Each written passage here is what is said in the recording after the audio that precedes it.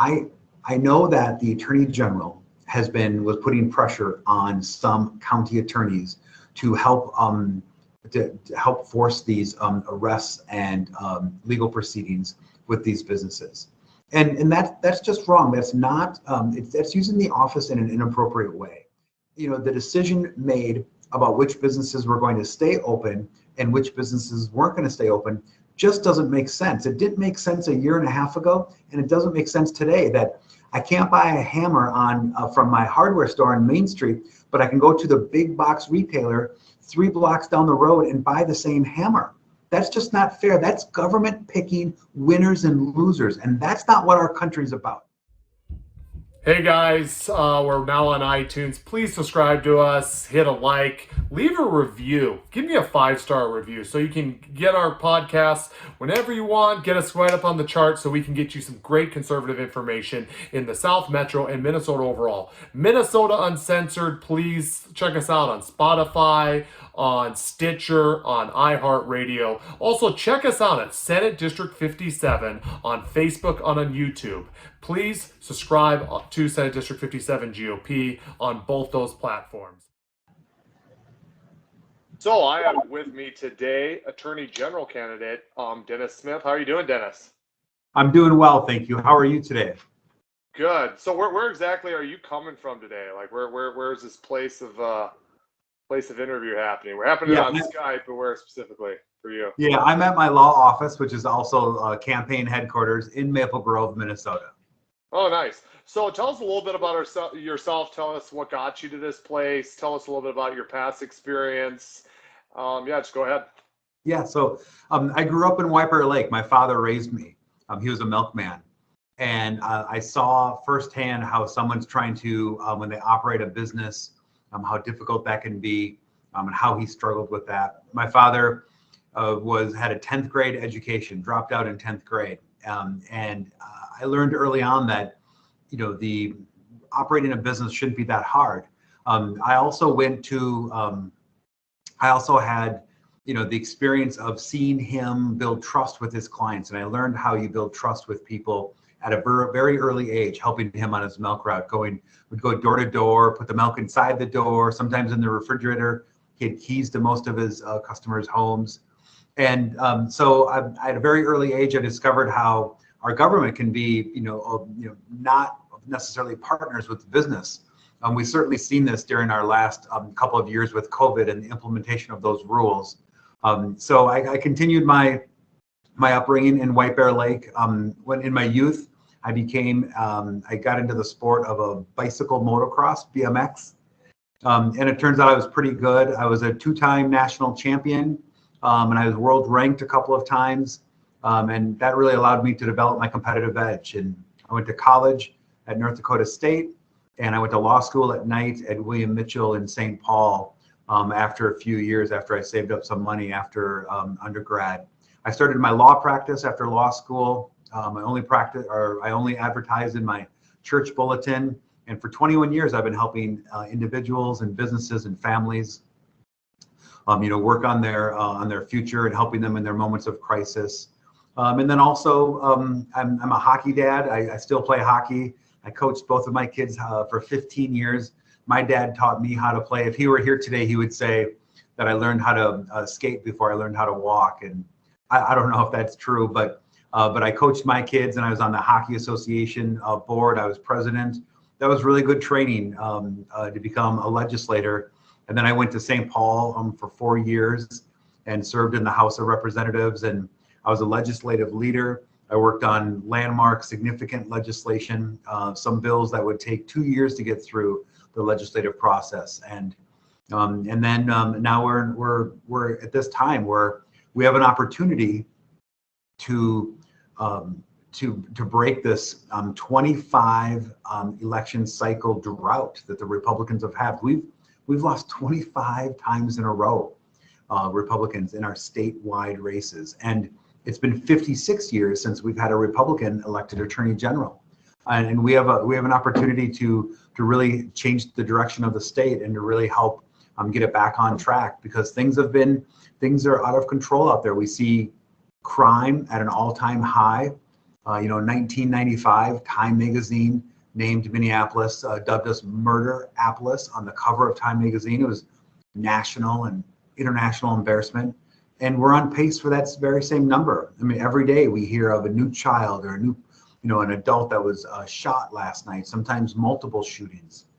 And we've lost focus. We've lost trust with our institutions and our government and our judicial system, and certainly our government. And I want to use the Attorney General's office to help rebuild the trust, in part for our society and for Minnesota.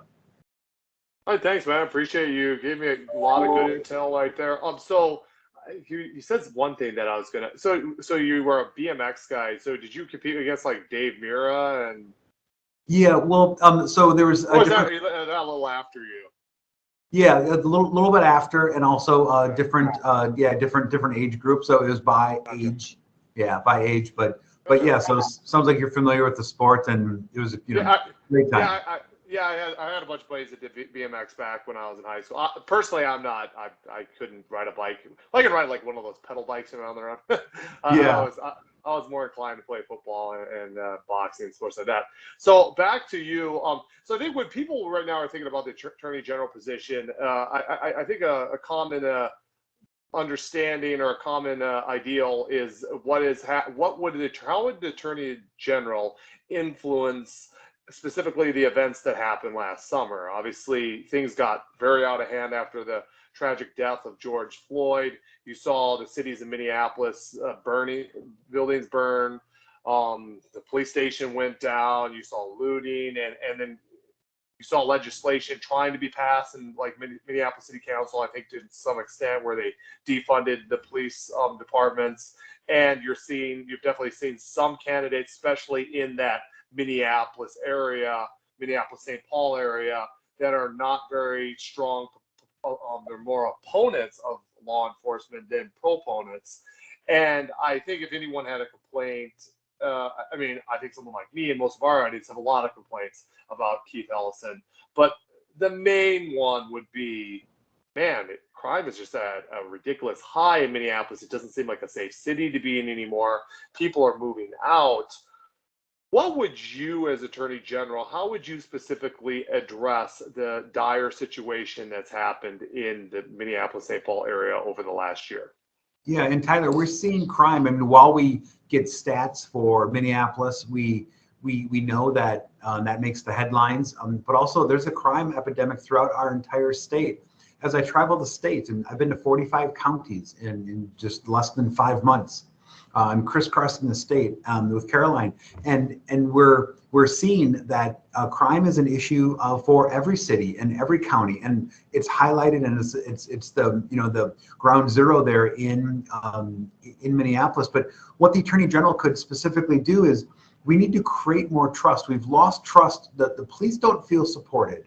And they don't feel as though society has their back. So we need to change that. Specifically with last summer, when our cities were burning down and the riots were going on, I wouldn't have been in a bunker hiding like Keith Ellison was. I would have been out on the front line trying to ask for peace, trying to bring some calm.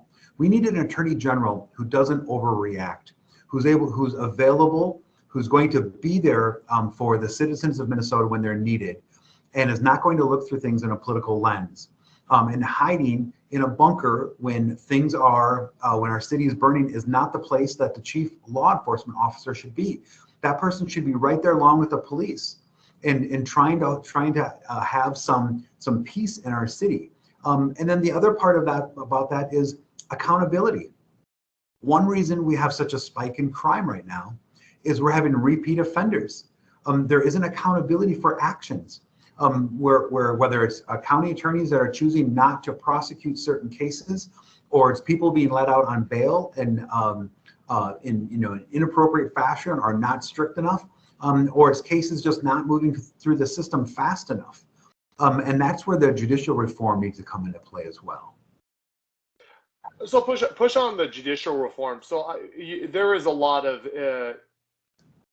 there's definitely a belief out there among some that our prisons are becoming very populated. I mean, not just in Minnesota, but across our country in certain areas where prison population is at a ridiculous high. What would be a way between? Okay, so you have one group that's like, oh, we need to basically cut down on certain such strict penalties on certain kind of crimes, and then you have another group that says, no, we want to maintain law and order. How could you possibly marinate the two different ideals? So you got the law and order side, and then you have the one that's kind of wants to legalize, let's say, limit the penalties for nonviolent drug offenses. How could you marinate those two ideas in a way that could, I guess, in a way, please both sides, but not be a crisis? It could not cause where you're seeing in states like California where people are being let out of prison that shouldn't be.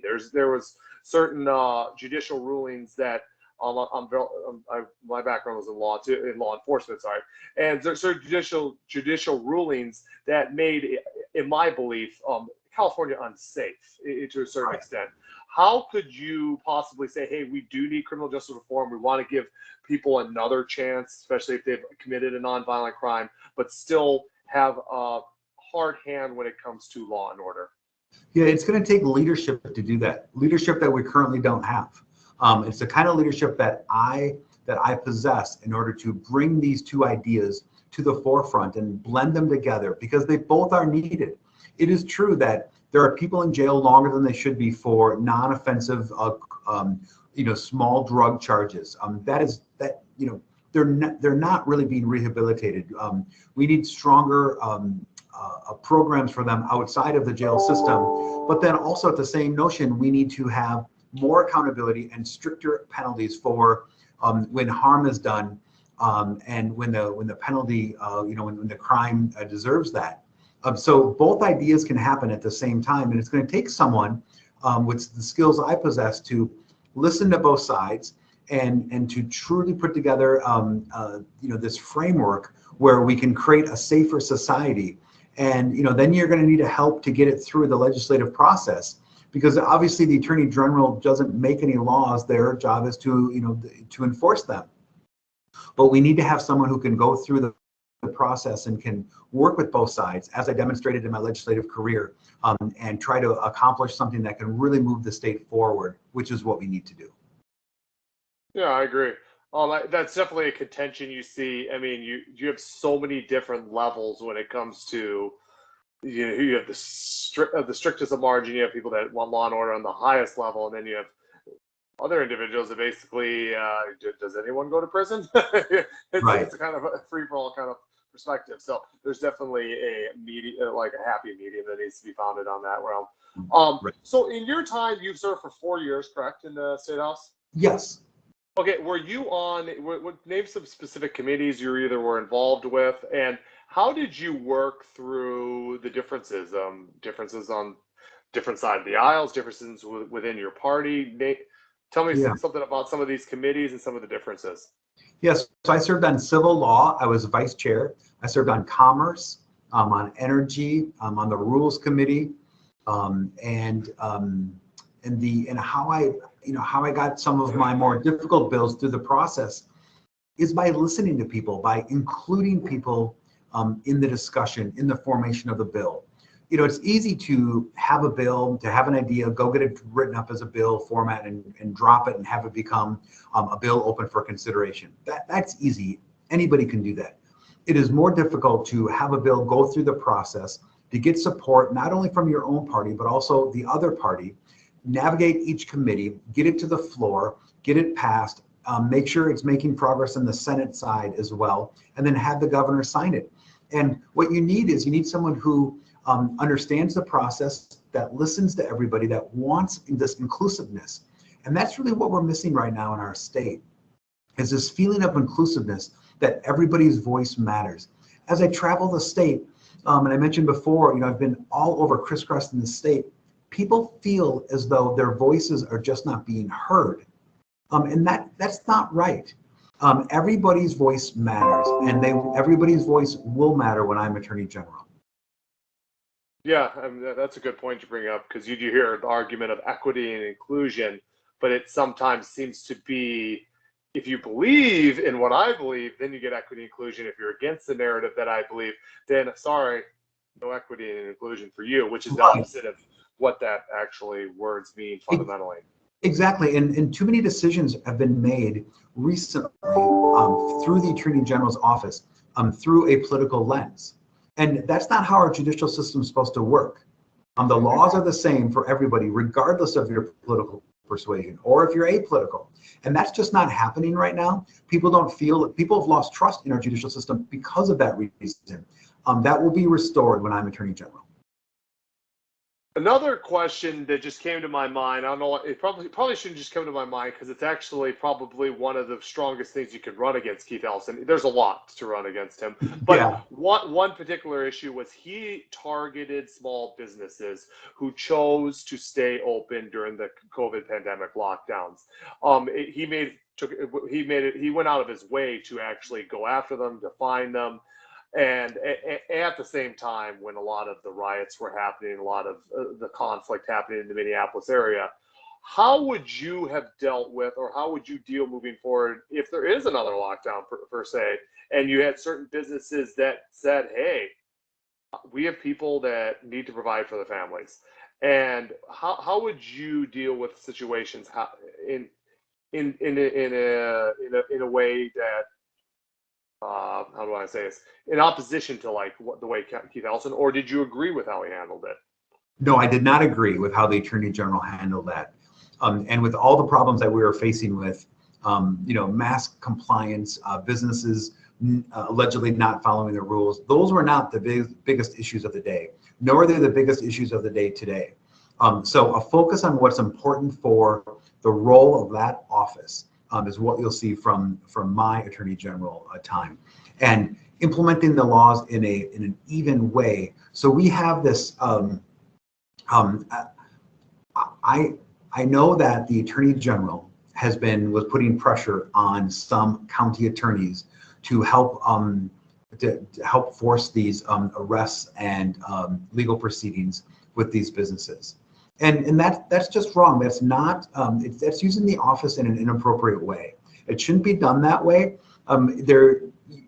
We need to find a way to, when we're going through this type of pandemic, to help businesses comply with the public safety element without the strong arm of the law. Because in all the cases, if we had a list of all of them, I can imagine there'd be only a very small number where there was where going to court was really what should have happened. There should have been more of a process of working with the businesses and trying to make sure that they're using everything they can to keep everybody safe. And then you go one step backwards, Tyler, whereas the decision made about which businesses were going to stay open and which businesses weren't going to stay open just doesn't make sense. It didn't make sense a year and a half ago, and it doesn't make sense today that I can't buy a hammer from my hardware store on Main Street, but I can go to the big box retailer 3 blocks down the road and buy the same hammer. That's just not fair. That's government picking winners and losers, and that's not what our country's about. Yeah, I agree with you. So it seemed like they favored big corporations, and the small business was the one that got pushed out, and the one who got most affected and most impacted by the COVID pandemic was small businesses. Big corporations continued to be open. Obviously, they have enough overhead to pay for the necessary safety precautions, where small businesses didn't. So I agree with you on that one. Right. So you have other opponents, and you have other people that are vying for this position of Attorney General for the nomination within our party. So what differentiates you from Doug Warlow? Let's say he ran for Attorney General last time. He lost in a pretty close election to Keith Ellison. What differentiates you from him? Well, and I dispute the premise of the question, Tyler. The 4 percentage points is not pretty close. And the Democrats put up the most a really bad candidate, the worst they put up in decades. And Doug Wardlow couldn't beat that candidate. He's already lost that race. And in politics, you never start where you left off. You always start at zero. And that's why I believe regardless who else gets in the race, if anyone else is going to, that I'm the only candidate that can beat Keith Ellison in November of 2022. And what do you think specifically differentiates you? So what would Yes. you say that you offer that is different than a candidate Yeah. like Doug Warlow, since Yeah. he's the other name that most people know? Yeah, the election is going to be a big battleground for the election is going to be in the suburbs. I represented a district in the House of Representatives that's a purple district. In 2016, Hillary Clinton was running against Donald Trump for president. And in my district, Hillary Clinton got more votes than Donald Trump. Now, I got more votes than Hillary Clinton did, so I beat her from a raw vote total. But what that means is that I had people vote for me that didn't agree with me on every issue. That's rare in politics, to build that kind of trust. And we need someone who can win the suburbs, who can connect with the people that have left our party the last couple of elections. And I'm that candidate. I can have, bring the Democrats, the Independents, and the Republicans along. I can, that proverbial big tent, that is how I legislated, that's how I campaign, and that's how I'll represent the office, where all voices matter, not just not just voices from one part of a party. And we're seeing that unfold in regard to the support we've picked up in all elements of the campaign. And if you've been paying attention to recent headlines, that's been written about. So this type of campaign that we have, where we're appealing to all of Minnesota, that is why I'm the only candidate that can beat Keith Ellison, and I'm going to break this 56-year logjam the Democrats have had on the Attorney General office. So would it be fair to say that you're a candidate that considers yourself more of a pragmatic right than a fundamental, like, parsed ideological right? Would that be a fair assessment of? That would be fair. I call myself a conservative. I'm a principled conservative, and when it comes to legislation and working with people, I govern as a conservative. And I think that those all align in the way that you described it as well. And I think that fits Minnesota better. We have a long history, as you know, of having Minnesota more or less split in their positions that we have in our legislative seats for Congress. Our state Senate, or our U.S. Senate, used to be split. In the 90s, we had two people elected to the Senate that were very opposite, one of the most liberal and one of the most conservative members of the United States Senate. Our state House and state Senate has gone back and forth. We used to have diversity in the executive office with the governor, attorney general, secretary of state, and auditor. That just hasn't been there lately. So Minnesota will split their vote if we produce a candidate that can appeal to Minnesota. I am that candidate. Awesome. Well, I thank you for joining me here today, and thank you for just breaking down these different issues. I think the Minnesotans are really excited for a change at the top. Especially, I think most people that are listening to my particular podcast, Minnesota Uncensored, I think they're very much interested in the change in the Attorney General position, as they are at the governorship, the legislator level. So I think you offered definitely some good information for them to go off of that allows them to make a educated decision moving forward. Just briefly, what exactly are you going to be doing until caucus is up and the endorsement for the Republican Attorney General position is going to be in place? What does your agenda look like? Yeah, we're continuing to crisscross the state. I'm speaking with every group. Someone in northern Minnesota, I was up on the north of Duluth, and they said a statewide Republican candidate had never been to their town before, that far north. And the organizer of the event baked me a pie because she was so excited that I wanted to come listen to them. And it was a group of 20 people, and she baked me a triple berry pie with the vodka crust. It was a delicious pie. Caroline and I enjoyed it so much. And we're going to continue to visit with everyone in Minnesota.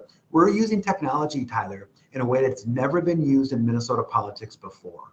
And that is a game changer. That's changing how the campaign is being received to the public, how we're connecting with the public. And so we're going to continue to work on these, listening to the voters, talking with the voters, visiting with them, and we're gonna win this election. So 2 questions. What technology are you using, or are you not giving that away? Is that a private thing? Yeah, it's a private thing. We're using Gotcha. a few different types of technology that's never been used before in Minnesota politics, and it's very exciting. And if you're listening to this and you're interested in this campaign and you want to learn more about it and you want to help us, contact me at dennissmith.org or my email dennis@dennissmith.org, and I'd be happy to talk to you about it and have you help us, because it's exciting. We're having a great campaign that is fun and filled with excitement and hope. The future for Minnesota is bright. So what kind of crust was that? Was that a vodka? Yeah, vodka crust. Yeah, Vodka. yeah. Vodka. Yeah, they just put just a little bit of vodka in it, and triple berry. Just a delightful pie. How did you feel after that pie? Oh, I felt fine. I didn't have any pie until I got home, but I think it was like Gotcha. a shot of vodka for the whole pie. Gotcha. I think it's one of those things that sounds cooler than than like you really don't taste it. But yeah, I mean, good crust. Well, thank you for coming here today. Give your information again. Give your website. Sure. Yeah. So my website is dennissmith.org, and my personal email is dennis@dennissmith.org. Contact that campaign. We'd be happy to hear from you. We're having a lot of fun out here. Thank you for having me on today, Tyler. I really appreciate it. No problem. Thank you for coming on. You have a wonderful rest of the day. Thank you. You too. Thank you. Bye.